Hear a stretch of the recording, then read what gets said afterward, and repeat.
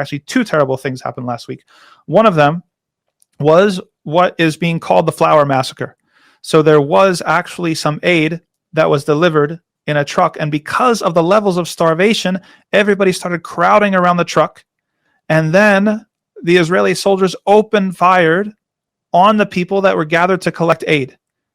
And over 100 people were martyred in a very, very short amount of time.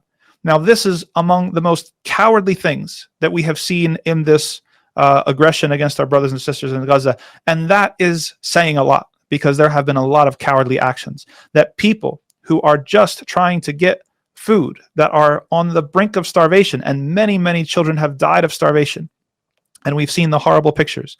That to open fire on people who are lining up for bread or for flour is one of the most horrific things that we've seen. And it is devastating, exactly. And so we saw even, subhanAllah, the levels of cowardice from the Israeli forces who after the fact tried to justify and say that, oh, we were scared. We were made to feel scared by the people who were hungry. And if you believe that, then I've got a bridge to sell you in Brooklyn.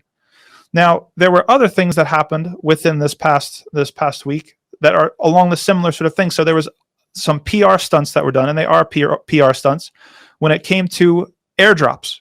Okay, now consider this. First of all, there are hundreds and hundreds and hundreds of trucks that are lined up at the border, the Egyptian border with Rafah, waiting with food to get in, that the people of Gaza need, that people are dying because they don't have. And we've seen already, and we've covered on this program, we've covered how Israeli citizens, if we can call them that, have been amassing at the border, sleeping over in tents, blockading the way from humanitarian aid from reaching its destined target or its destination within Rafah and within Gaza. Okay, now, so it created a possibility, or created a situation where people started, okay, maybe let's airdrop. Now, first of all, there was an airdrop that took place, and the food was dropped into the sea. And so this was an act of humiliation, and perhaps potentially deliberate, where you had the people of Gaza had to wade out into the water and swim, and then perhaps even expose themselves to open fire from Israeli soldiers, where they had to collect these things, collect whatever food they could from the sea. Some of that food, it turned out later, was actually exposed.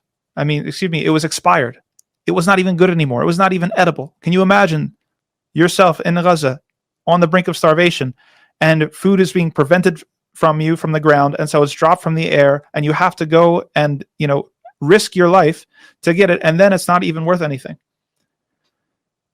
And then finally, the amount of food, and I think that there's a graphic, I'm not sure if you guys can bring it up.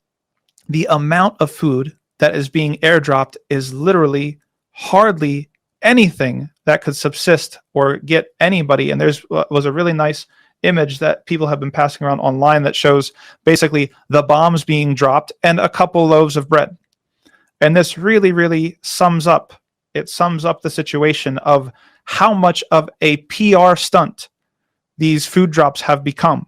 The same forces who are at least collaborating and cooperating with creating the situation in which food is so scarce and starvation is so rampant are now then dropping food in and acting like they are doing something to help.